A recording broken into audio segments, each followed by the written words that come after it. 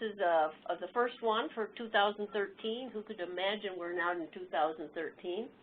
But most of you maybe know how a webinar works, and you can see that if you want to send me a question, you would put a question down in the box downstairs and down in the lower right-hand corner in question, and you send to all participants, and you send it, then everybody would see that.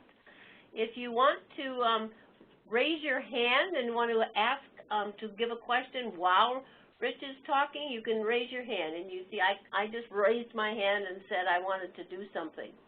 And we ask people to mute their phone if possible during the call. We always say that, and there's always some person whose sidebar conversations can be heard, and sometimes they're as interesting as the webinar, but we prefer not to have them insert into the webinar. And with that, let me welcome Rich. He will give himself a bit fuller introduction. As you can see on the screen, he's an aerospace engineer. Used to be in my part of the world in Washington, and now he moved to Iowa, where I grew up, and so we've switched positions here. And I'm going to ask Jennifer to give the ball to Rich. So welcome, everybody, and welcome, Rich. Well, thank you so much for that introduction. I certainly appreciate it, and I'm really happy to be here. You know, this is not something I expected to be doing, and it's really fun to be able to talk about what we've accomplished over the last year in terms of creating a learning space. And so just to give you some background, I'm going to tell you a little bit about Iowa and Iowa State, and then I'll talk specifically about what's happened in our department, Aerospace Engineering, that have driven a different use of the learning spaces. So this is what the final space looks like. It's a very flexible classroom area that allows us to teach up to 120 students at a time in a room that has screens and whiteboards surrounding it. And we find that not only is it an effective use of the space, but it's very open and airy, and it changes the way that we educate our students. We actually teach differently in this room than we do in a normal classroom. And so I'm going to come back to this at the end, and we can talk more about the details of it. But this is sort of the punchline of where we've gotten over the last year. So a bit about Iowa and Iowa State. We're in the middle of the state, and Iowa State is the science and technology university for the state of Iowa. The other part of it is that we're really in the middle of nowhere. You go to Des Moines, which is really not a very large city. You drive for 45 minutes north through nothing but cornfields, and then this town appears, Ames, Iowa, where the university is situated. And being in the middle of the state, we're actually within 200 miles of 7 other states, which means that our programs draw very widely from surrounding states. In fact, the aerospace program now is about 60% out-of-state students, and for those of you that are affiliated with public institutions, you recognize that out-of-state students bring in extra dollars for the program. The other thing about Iowa is it's a very sparsely populated agricultural state. Most of the state is cornfields. The largest city is Des Moines. The average population density is only 55 people per square mile. There's only about 3 million people in the entire state. But a very high value is put in education. Most of the students that we teach here are from small towns. They're first-generation engineers, and we specialize in placing first-generation students into aerospace engineering jobs. In fact, this past year, we were named the #1 source by number of aerospace graduates to support the aerospace and defense industry. So we're really in a very unique position, even though we're in the middle of Iowa. Oops. So we were the first land-grant institute, and I tell you all this because I came here from Washington, D.C., and I frankly knew very little about Iowa State when I came here 2.5 years ago. We chartered in 1864, opened in 1868, and we really take the land-grant mission very seriously. We admit all qualified students. We've been growing rapidly due to the economic environment here. and we hit 31,000 students in the fall of 2012, which is a 4% increase. And that growth is an important part of why we embarked on this classroom initiative.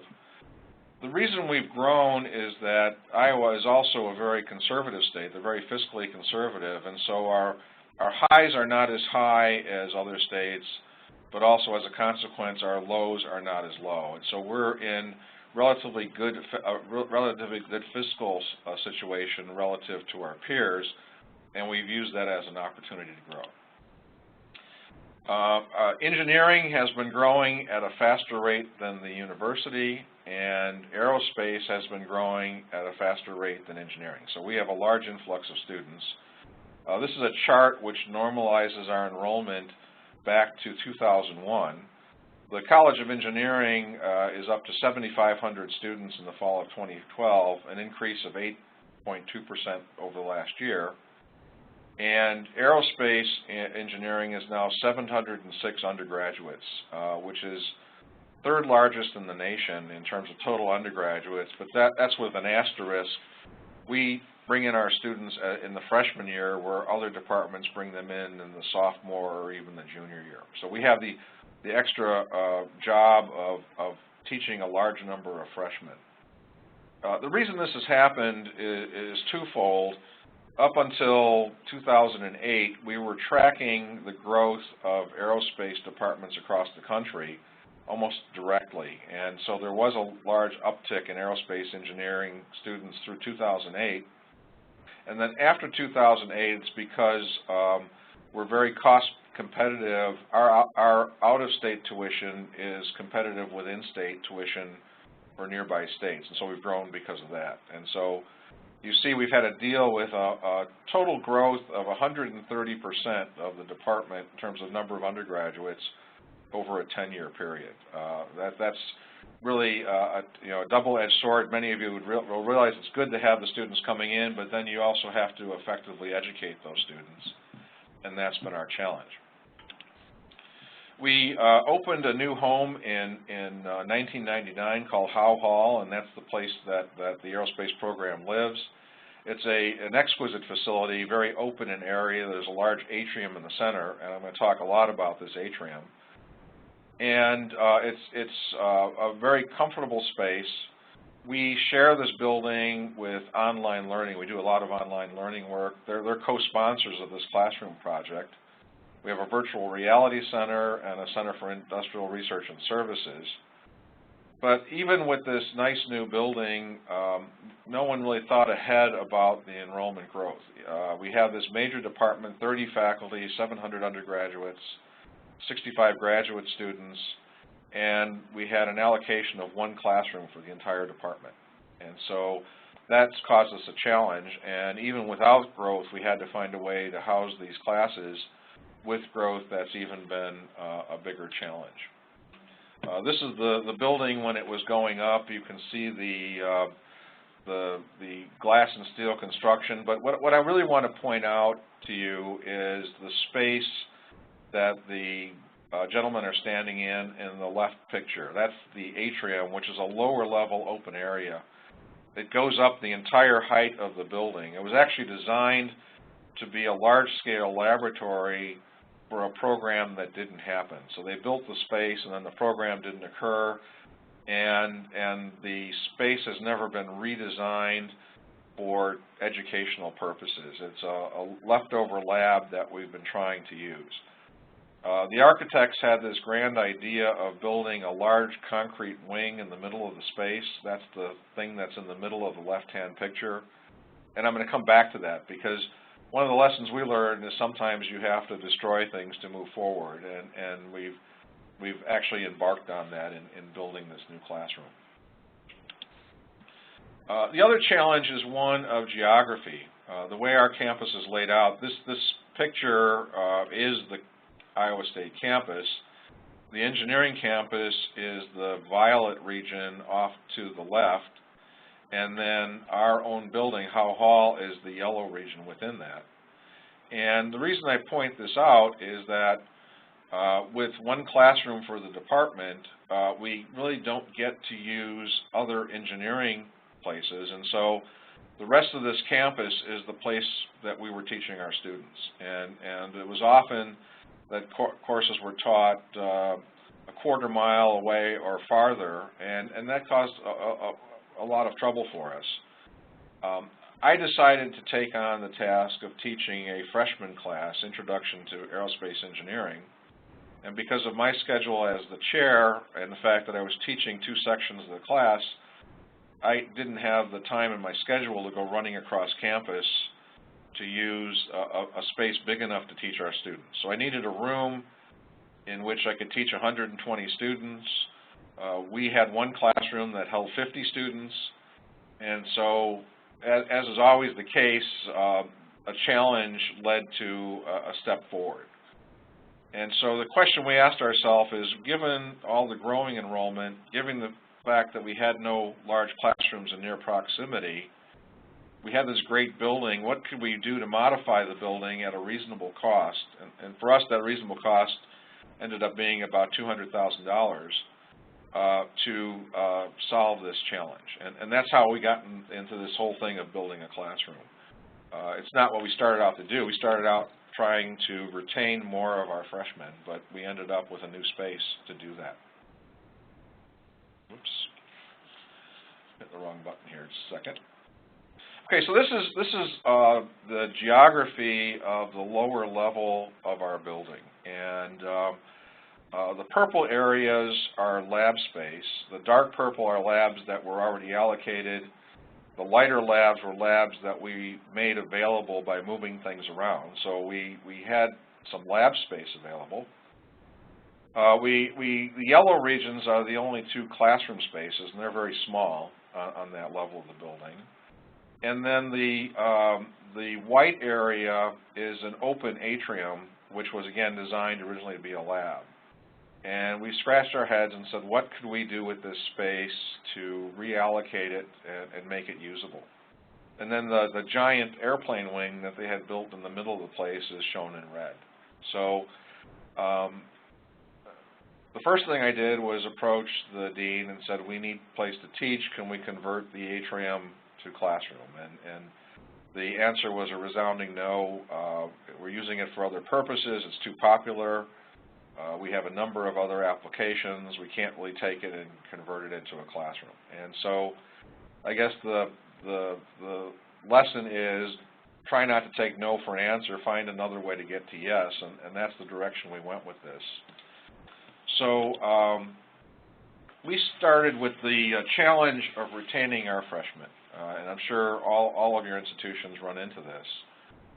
We were teaching in our department a rather unpopular course, and the sort of the old way of looking at things is you teach a very hard course, you'll scare away the poor students, and you'll be left with all the best. And of course, you all realize that that's not true. That, in fact, often you frustrate some very good students who really aren't interested in taking the course that you're teaching. And what you end up with is a large freshman enrollment that becomes a much smaller sophomore enrollment. And so we looked at the attrition rate for our freshmen. This is first semester to second semester. And on average, we were losing about 23% of our freshmen, a really outrageous number from my perspective. And so being the new department chair, I decided we had to do something about it. In fact, more than that, the dean said, fix it. And so my own experience is not primarily as an academic. I spent my career equally divided between work and industry. I worked for what's now Boeing to start my career. I spent a big chunk of my career working for NASA and the Defense Advanced Research Projects Agency, so I spent a lot of time in government. And now I'm approaching about a third of my career in academia. And so I had the approach of an outsider looking in. How do we solve this attrition problem? How do we get students more excited about aerospace engineering? I'm completely biased in that I think it's the most exciting field of engineering in which to be, and I scratched my head and said, how are we scaring students away from something that is inherently exciting? And so that's about a 15-minute outline of how we got to where we are. Our objectives are to adjust to our growing enrollment. We needed a large classroom space, and we had no rooms that were large enough to accommodate 120 students. So how do we do that? How do we make this more exciting for our freshmen and improve our retention rate? And how do we inspire students beyond freshman year? How do we get them excited about what they're doing and prepare them for jobs that are out there? And third is, how can we do something that's a bit different from a technology standpoint? How can we utilize new technology? How can we encourage innovation? Because a lot of this is about being creative. And also, how can we avoid technology overload? I'm sure you've all been in classrooms where there's lots of technology no one knows how to use. And how do we do that?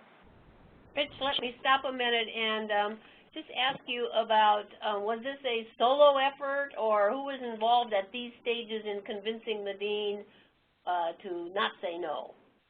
So it started out as a solo effort, and I guess the next section I'll show you how we transitioned from a solo effort to a group effort. So I think at this point it was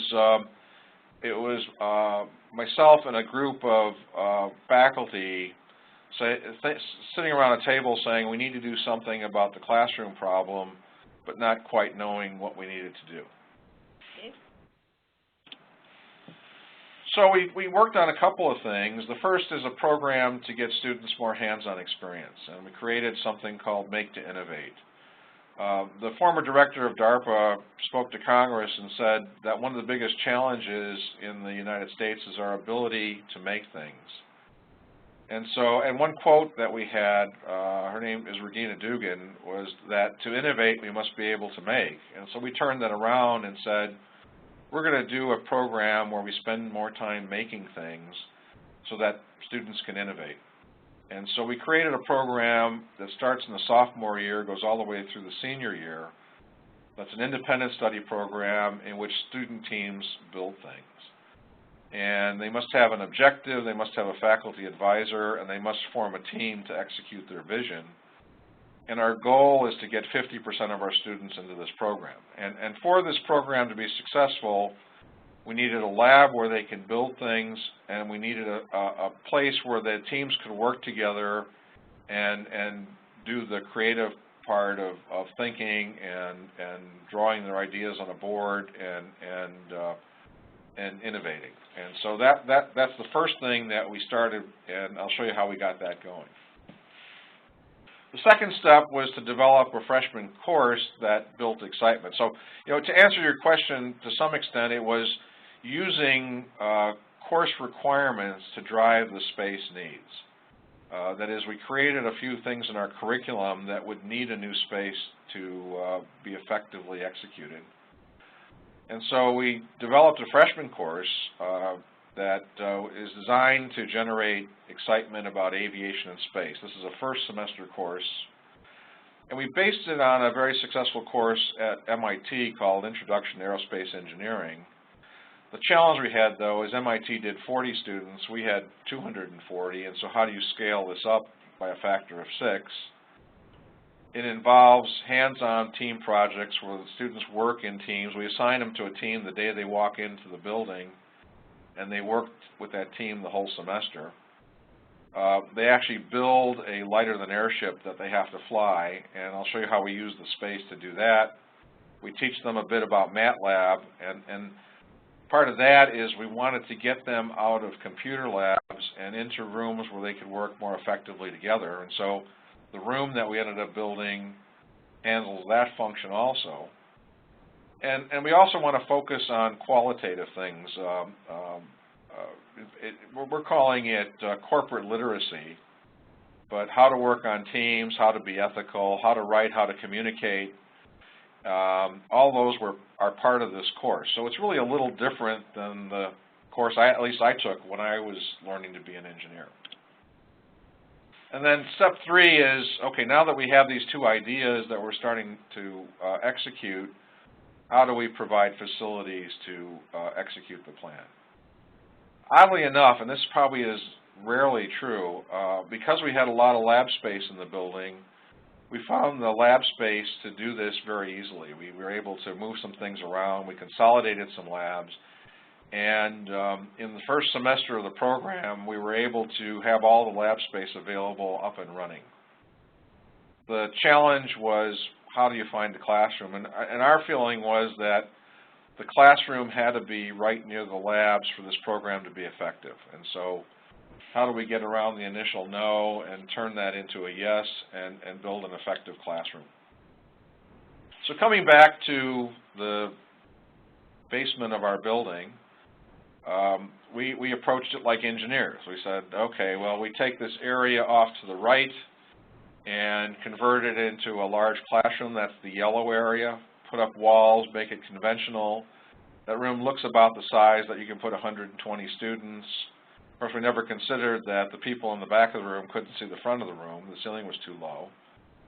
And you know, one of the major lessons I'd like to give is we have to listen to the architects. They know this better than we do. And that's been the big illuminating experience in this whole thing, that there are very bright people that know how to do these things. If we can define the problem, they can define the solution with us. The second was to use the space that we had in the labs. The red region on the bottom became our freshman lab, and so they had a space set up where they can do their lab work. The gray region at the bottom is the Make to Innovate lab, and that was space we allocated for the student projects. We do projects in there. We're doing a small satellite called CubeSat. We're doing a Mars rover. We're doing a number of aircraft programs. We're doing a couple of rocket programs. And it's a place that the students have grown to love because they can go there and work whenever they feel like it and have the support they need to build their creative projects. And then the other part of it is the airplane wing that I keep talking about, the giant thing in the middle of the atrium. We finally got the audacity up to hire some people to go in there with jackhammers and take it out, and that simple change made a whole lot of difference in the effectiveness of the space for doing what we wanted to accomplish. So this is what the atrium looks like. Again, it was designed to be a large open area. You know, the feeling was that this is an aerospace department. In fact, the idea was really initially to turn it into a museum of sorts. And as you probably all well know, things never quite turn out the way you plan them. On the right-hand side, you see this very odd-looking structure, which is our virtual reality center.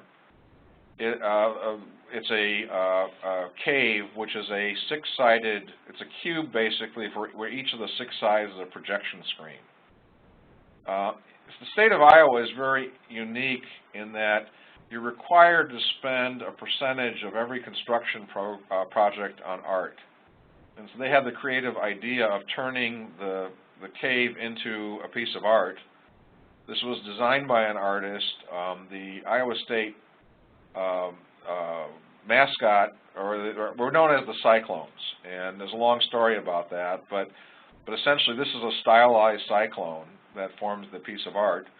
In the middle of it is the cave, and the 2 black things you see to either side are 2 of the projection systems. There's one above, one below, one in the foreground, one in the background. But this was plopped down in the middle of this large atrium, and we had to work around that. The rest of the atrium is used for all sorts of events. On the left-hand side, you see First Lego League, which has their event there. And one of the things that happens in this building is the balconies become viewing areas. So something happens down on the main floor, and people view it. In the bottom middle is another event which involved a dinner, and these things happen in the room. At the top, that's actually Vice President Biden who came to speak, and so it becomes a place for impromptu presentations. So that's why it's hard to occupy the space. It's used for so many things that the view of the university is you can't possibly turn this into a classroom because we needed it for everything else. Again, this is the monstrosity that took up part of the floor, and we realized that the initial plan for the building wasn't working, and it cost us $10,000 to remove it, but eventually we took this thing out. So I keep coming back to that because that actually ended up being the hardest thing to decide. We had to actually get someone to declare that it was not a piece of art, because if it was declared a piece of art, we couldn't have touched it. it turned out to instead be an architectural add-on, which allowed us to move forward. So now to the classroom. This is the front of the building looking from the atrium. And if you look on the lower level on the left-hand side, you see a lounge area, and that's the region that we wanted to use for the classroom. It was filled with couches and tables. Students liked to study there because it was quiet and it was carpeted. The couches ended up being sleeping areas, and so more often than not, it was filled with students who were crashing between classes. And as I said earlier, when we asked to turn it in the classroom, we were promptly told no, that we couldn't do it. And on the right, you see just another view of the same area. Not really, this is the way the building used to be when I got here.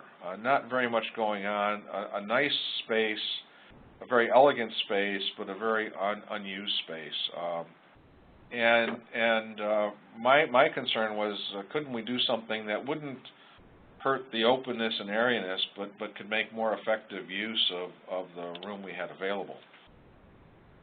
And so the key thing that we did, you asked how we got things started, Jeannie. We asked if we could do a pilot program.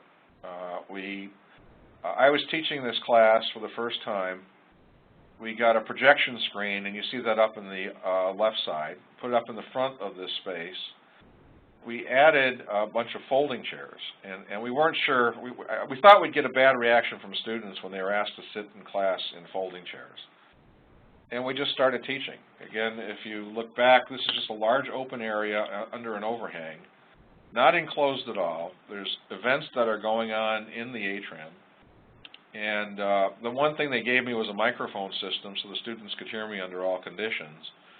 But it was truly an experiment. Could we teach a class effectively in a large semi-open area with 120 students? On the right, you see a picture. Some of them just camped out on the couches. In fact, there were some classes where students were actually lying on the couches while we were teaching. That was probably a little extreme, but we decided to give it a shot. And to our surprise, it worked.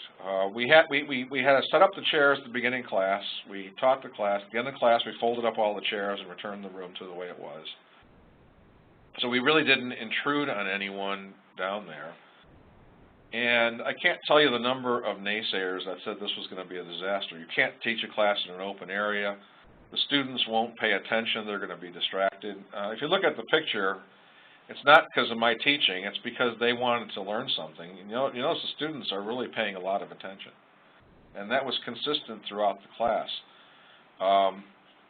We asked them at the end of the class, at the end of the year, would they like this to become an enclosed classroom? And they said no. They said that this was a unique way to learn.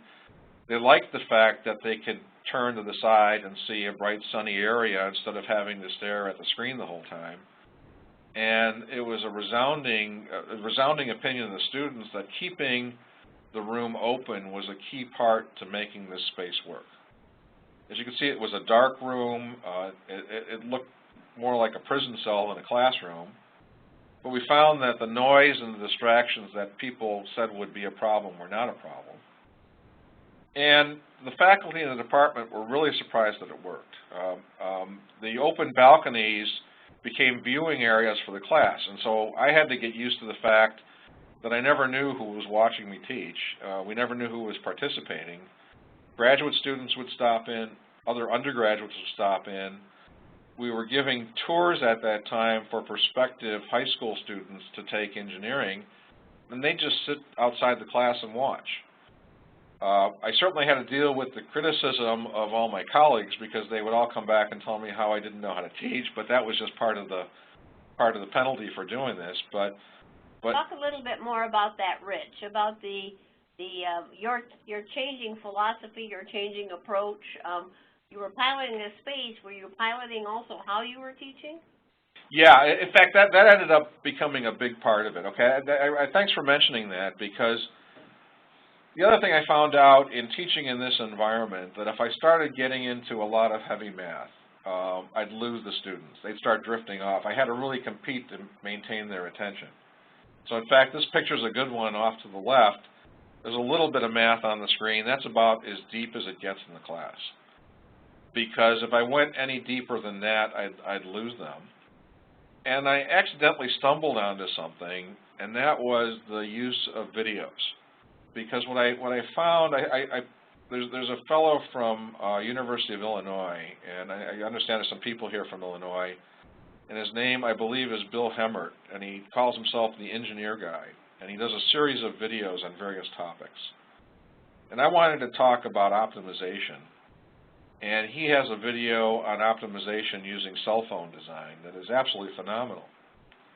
And so I showed the video, and I watched the students, and they paid far greater attention to the video than they did to me when I was teaching. And so as a result of doing this experiment, I started incorporating more videos into my classes to the point where at the end of the semester I have several lectures that are nothing but videos, one after another, each video making a point that I would have normally made on a slide. So it was an educational experience for me on how to teach differently than I had taught in the past. And in the end, we found that we were able to generate a lot more attention from the students. So again, being an engineer, and I'm going to really point fingers at myself on this one, we said, here's what we want, 3 simple rooms with the red lines are walls that are fixed, the blue lines are dividers. We can make it one big classroom, we can divide it into smaller spaces, and we formed a team, and that team consisted of Tom Brum, who's the head of our online learning community, Katie Baumgart, who handles all the classroom allocation on campus. We had people from our construction group who would do all the contracting, and we sat around the table and said, what can we do here? And the general consensus is engineers are really good at coming up with boring, dull, and conventional. That is, the idea that I had generated was terrible. And I'm the first to admit it, because we came up with something that was so much better that I'm thrilled that it happened that way. The next step, though, was after we did the pilot program, we got everyone to agree that we weren't destroying everything by actually teaching down in this space, that it actually could be a positive thing. The provost happened to have a competition for new ideas to help us deal with our large influx of students. And so we got together and wrote a proposal to the provost for something we called the Next Generation Interactive Classroom. And our concept was so ill-defined at that point, we asked for 3 things. We said there should be video in the classroom, there should be whiteboards in the classroom, and there should be LED lighting. That was it. That's all we knew at that point. And that proposal was funded, we got the funding for it about 14 months ago. So it's been that recent. And then it was, okay, now we've got the money, what do we do next? Well, our people hired an architect, Smith Metzger, and Daryl Metzger came in and ran all our initial meetings. And what he did first was to observe me teaching in the space. He took a lot of photographs, interviewed students, watched what happened, was watching the people wandering by to see how they interacted. And he came in after a couple meetings with the drawing that I'm showing you on the left here, which was his concept for how to accomplish what we wanted. And we called it the scoreboard concept because it looks sort of like a scoreboard from a sports arena. It was a panel on posts. The posts were would be set in the ground, and then there would be a solid region from about 3 feet off the ground to about 7 feet off the ground. So it was a 4-foot panel that's about 3 feet off the ground. The panels would be curved and they would surround the room. And his vision was that we would put large screen TVs in this panel to have the video part of this, that the rest of it would be a curved, custom-made whiteboard surface. It would have cost a lot of money to make the whiteboards, but he was insistent that the surfaces be curved to give us the architectural feeling of the room. Very dramatic, and that we would focus on the dollars on the technology, that is putting all the video screens in, and not on building walls. This got us around having to add air conditioning. It got us away from all sorts of costs. And then if you look on the left, I don't know if my pointer shows, but right here, right above the screen is an LED lighting bar that would light the screens. And he was convinced that we would throw out the idea, and everyone in the room loved it. We said, this is it, we want it, make it happen. I mean, that was how excited we were about it. And so he came back with an initial concept. This is a view into the classroom from outside of this curve. The wall actually looks like a big sine wave that would enclose the classroom. Inside the classroom, he proposed that we would have the node chairs, and I understand there's someone from Steelcase on here. And then the back wall of the classroom, and I'll show you more on this, would be more of the same. So in the initial go-around, I think there were something like 12 screens that would surround the room, and we would use it for the various goals we had. Someone came back, and I'm not sure who came up with the idea, but they found a different sort of whiteboard that was made out of glass, and this is where a lot of the iteration comes in. Again, we fell in love with the idea of glass translucent whiteboards because you could have light coming through the walls of the classroom, but then we couldn't curve them. And so what the idea morphed into was what's shown here, where there's 4 straight sections of these glass boards with 4 screens on it. And the other idea was to handle overflow in the room off to the left, so that we could squeeze all the students in that we wanted. Everyone hated the flat whiteboards, and we had to really slug it out for about 3 weeks. Do we go with flat glass or curved metal? And in the end, the team came up with a compromise, which actually is the final design of the room, which is a larger number of posts that hold straight sections of whiteboard with a dozen screens. I think it's 12. I'm forgetting the count exactly, surrounding the room. And that's pretty much the design that we ended up with. This is what the space looks like, at least in the initial drawings. Very much untouched. You see there's openings off to the side so people can see in. There's open space underneath, and a minimal wall. The only real big expense here is we had to get power over to this curved panel, and so they had to trench out the floor to be able to get that power over there. But you know, architects are pretty adamant about the stylistic things, and he said if you had a big extension cord going to this thing, it would ruin the entire effect. And so it was built having all the connections under the floor. This is a view what it would look like from the balcony of the building.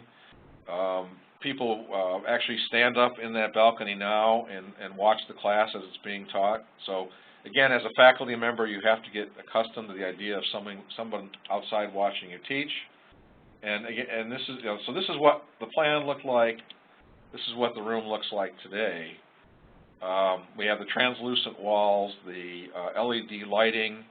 The LED lighting is dramatic because we can leave it on all the time, and it's sort of a night light for the building. Students use this at night. We've seen students show up with their laptops and plug into one of the screens and watch a basketball game. It's become popular to use the whiteboards to show your skills at solving homework problems. So everyone tries to outdo each other by leaving solved homework problems up on the screen so other people can admire their work. And a good friend of mine who's been a mentor to me, a fellow by the name of Bill Heiser, who taught at the Air Force Academy, said that when you start something new, the best thing you can do is leave room for a lot of chaos, because out of chaos, good things happen. And we're still learning as we get used to this room what that chaos will bring. We tore out this thing in the middle of the floor to open up the area. You can see where the classroom is in the background. We've opened up the atrium, and so we use that. And so we now have, and the lab space that we use, if you can see my pointer, is in the back here. So now we have a space that supports our program.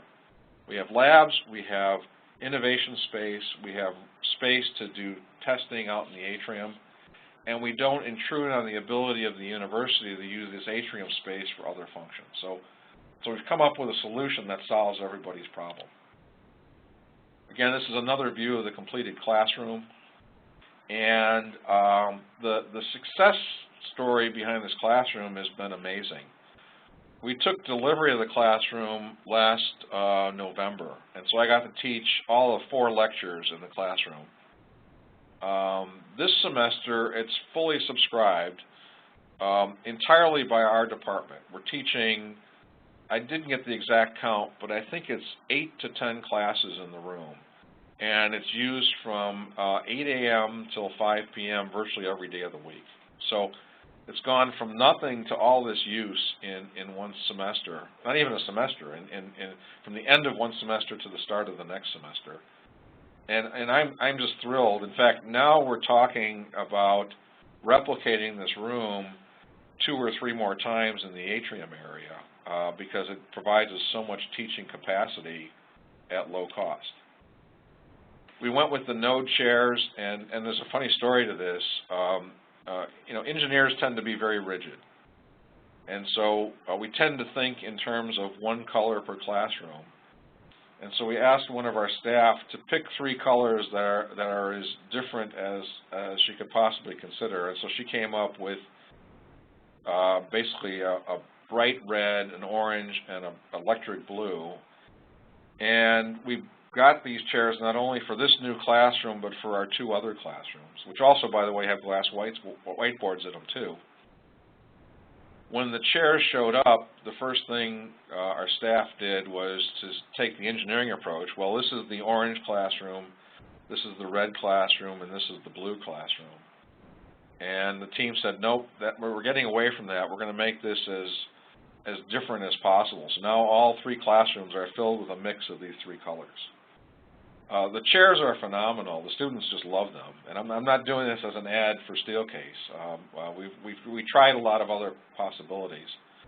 But the fact that they roll around means that the room is very flexible. And every time I walk in there, I never know what to expect in terms of the arrangement of the chairs.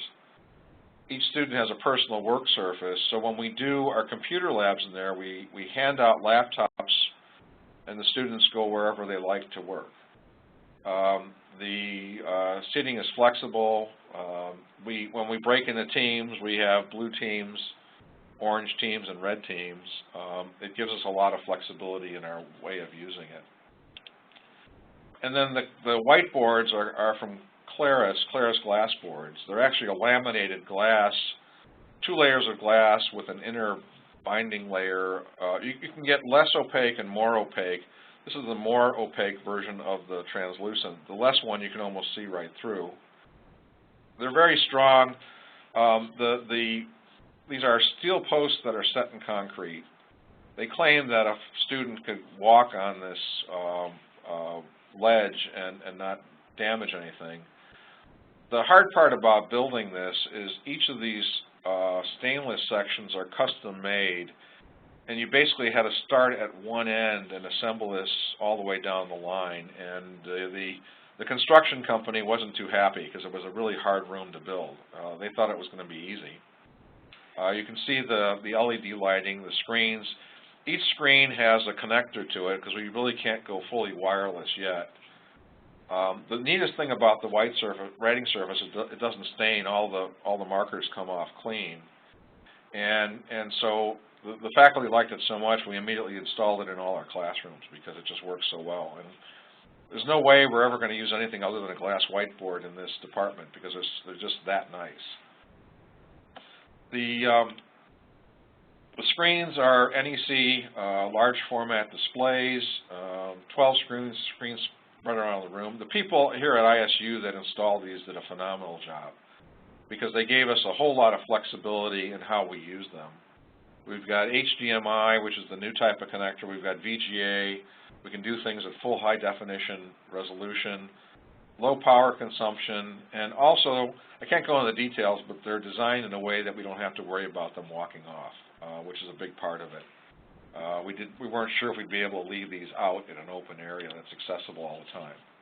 I think you have a question, Rich, from yes. Peter and, from USC Marshall School? Yes. That's a very important question, and I don't know if I can show it on the previous slide. We couldn't put power on this side of the room, but on the back side of the room, we do have repeat the question. wall. Pardon me? Repeat the question. Oh, I'm sorry. The question here is, are there power outlets for student computers in the floor or in the wall? And let me try and find a picture that shows it. I don't know if I have a good picture here. Well, so the back wall has a row of screens, and there's a row of power outlets back there. There is no power available on this side. So 50% of the room has power, and our assumption is at least half the students will come in with their laptops fully charged. So we didn't put the dollars into running power here. It would have been quite a bit more expensive to do that.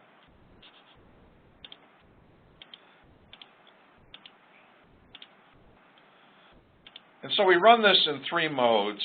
We didn't get carried away with the technology. We wanted screens to be there. We wanted some way to present. And so there's 3 modes that we run the room in. One is lecture mode. We have the 12 video screens plus a projection screen, all showing the same content in a direct connect to a single laptop. So when I lecture, I take a laptop and plug it in and show it to the whole class. In lab mode, we set all the 12 screens free, and the students tether a laptop to each screen, so they can work on a team, a group of students collected around the screen with a single laptop running it. In our computer lab, we give them all individual laptops, and we have a single example up on the panel to work, and they work that way. And the third one, which we're still learning to use, is in wireless mode. I can actually lecture from an iPad that I carry around the room that goes to an Apple TV that goes to the screens. The only problem we're having with that now is when students bring their own laptops in, they overload the wireless system and everything slows down. And so we're experimenting with how to fix that problem. But it's sure an interesting experience to use something like that. And what's happened is it's even changed my teaching style more, in that what I find is the students find the class more accessible if they're gathered around a screen than if they're watching me in the front of the class. And so we see them handling the class very differently. This one here is watching me. This one has his back to me watching the screen. Here a group of students are gathered around the screen. And we find that they relate better. I think they've been trained since birth to watch a television, frankly, and we're reaching them that way in this classroom. So we're still learning. We're still in the early stages. At this point, we've only had 5 weeks of teaching experience in the room, and so I'm sure we're going to learn a lot more as we go forward. But it's been a very exciting experience for us to be able to do this. Rich, talk a little bit about the student experience. What do your students say about this? They love it. I've not heard any bad word from any student about it. No, they may be mumbling behind the scenes, but they haven't said anything directly to me, and they tend to be pretty vocal. They like the fact that they have a space that's theirs. They view this as their room. They don't view it as the faculty's room because it's so open. They come in here all the time to work. We see a constant use by student groups. In fact, to get some of these pictures, we had to shoo them out of the room just to get a picture. But they come in the room. They use the room in unique ways. They'll roll a chair underneath the whiteboard so they can sit in the chair and write on the board and do their homework that way. They'll hook something to a laptop and work as a group. This is in the lower left here. They're doing a computer lab. They're each working on their own laptop, watching an example on the screen. So I think the flexibility of the room contributes to a large range of learning styles, and they've already taken ownership of it. I heard early on a lot of complaining about losing the lounge. That's all gone away. They feel that we've treated them special by buying them new seating.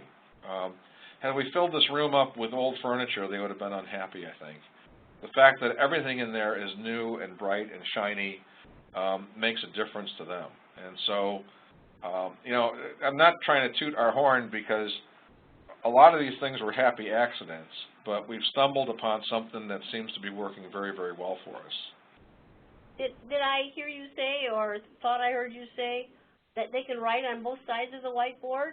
They can. How does that enhance the experience of your major donors coming in for a banquet? Well, so we were worried that they were going to start writing some nasty stuff on the board. You know, we didn't know what to expect that they would leave behind, but we decided that we wouldn't censor things unless it got extreme, and I think we've only had to do that once. And so it's been things like writing notes on an upcoming event so people will know about it. That sits on the outside. We've seen students writing notes to their girlfriend or boyfriend on the outside, you know, to greet them. We've seen some joke of the day that someone's drawn, and so it's, again, it's an indication that the students have taken ownership of the space. Talk also about go into this. This is wonderful. Go into that first. So to come back to our curriculums, I got 2 more curriculum slides and then I'm done. So our freshman class is this lighter than air competition, and I can get you a video link. We've got a video of this on YouTube. The video shows a lot more than these pictures show. We give them a weather balloon and they have to build, as part of a team, a vehicle that flies through an obstacle course. Over here you see something that they have to fly through, but the balconies are lined by students doing an evaluation. Someone's holding up a number 8 to rate something. And our final exam for the class ended up being a party. They were celebrating their success.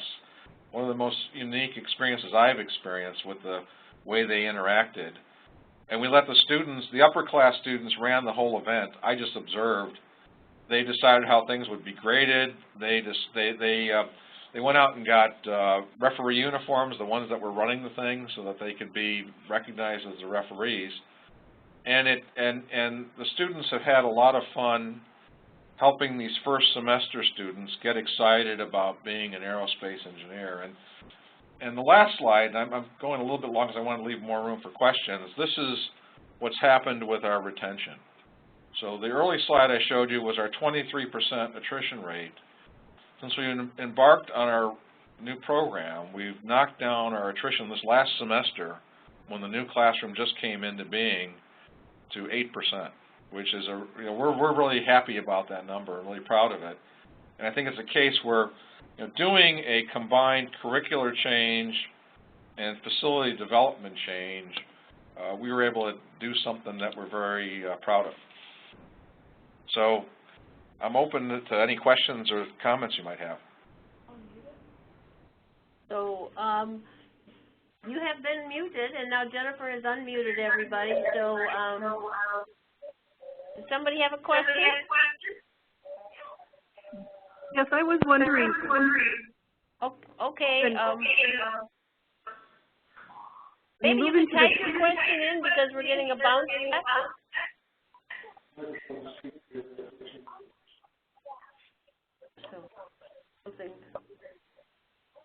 While she's typing in her question. My fault? Okay. I don't see how to send a chat now, Jen. Rich, talk a little bit while she's shaping her question about the corners of space. At the lab and the around place. I'm not here because of the feedback. Hear the question. I'm sorry. Is it because of the mute? Okay, Jennifer muted everybody again. So let's ask people to. Oh, there's a question about how the narrow design of the room impacts the teaching. I think that's a good point.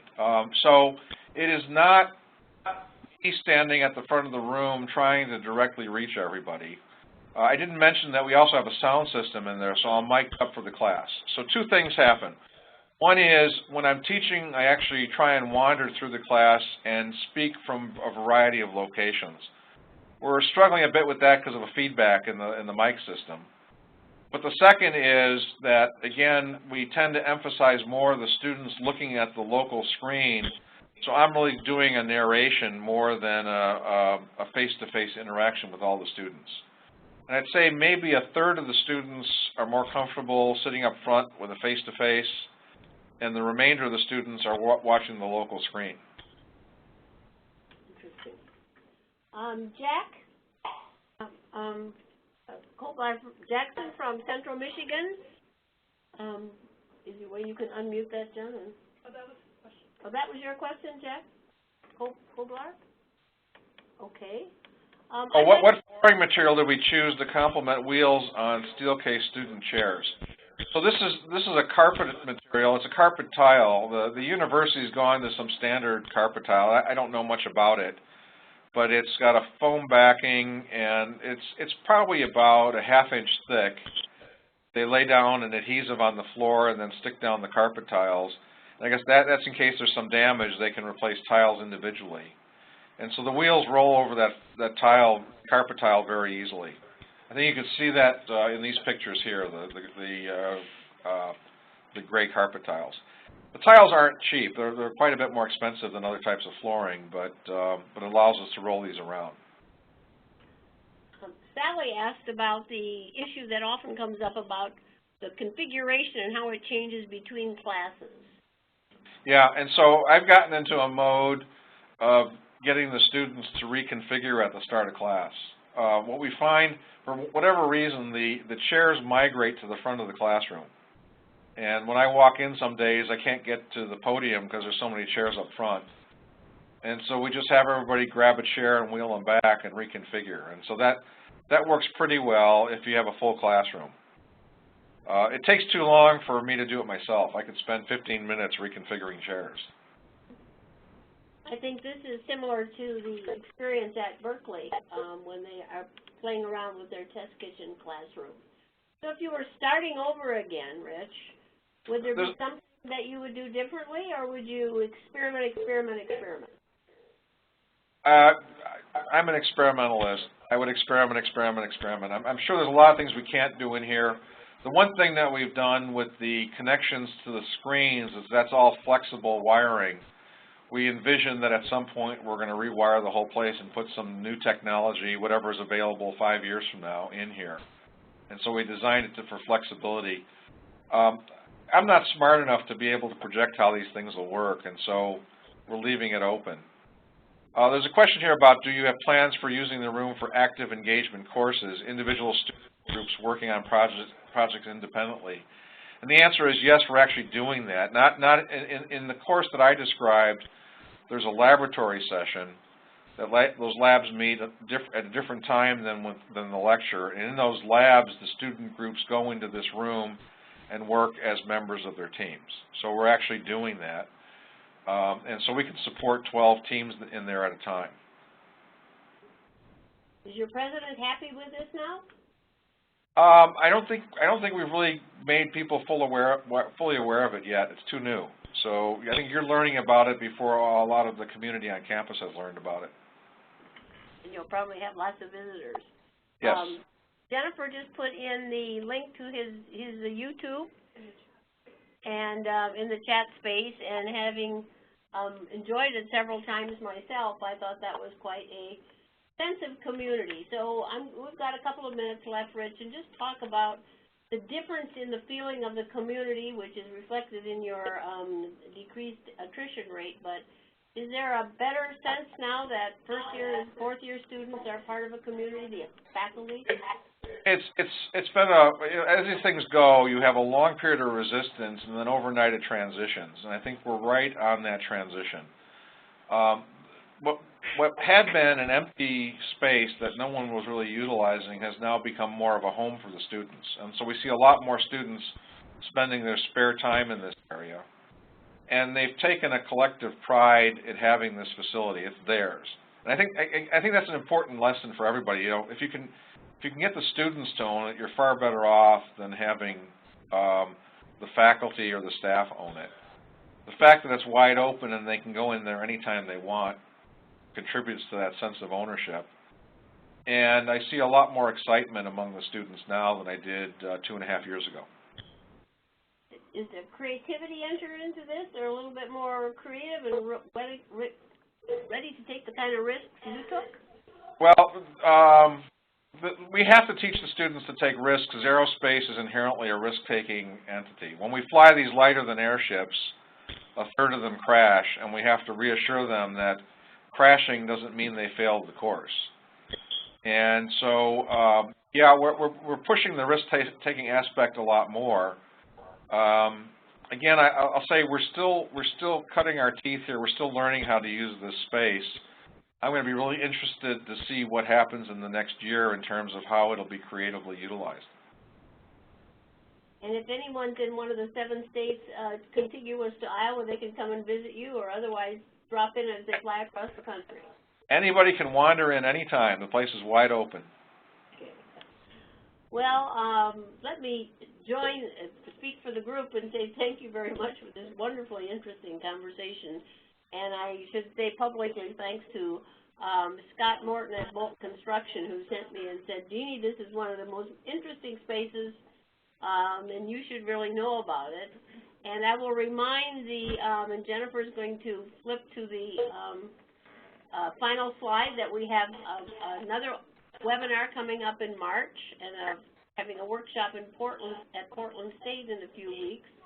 And I'll remind the people on the call that you have access for your community to this webinar with the audio and the video at a time when you will be alerted by Jennifer that you can get to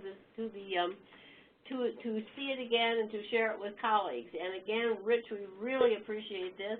I'm glad to meet you virtually, and our paths will cross in the future. Well, thank you so much for this opportunity. I appreciate it. Bye-bye. Bye. Bye.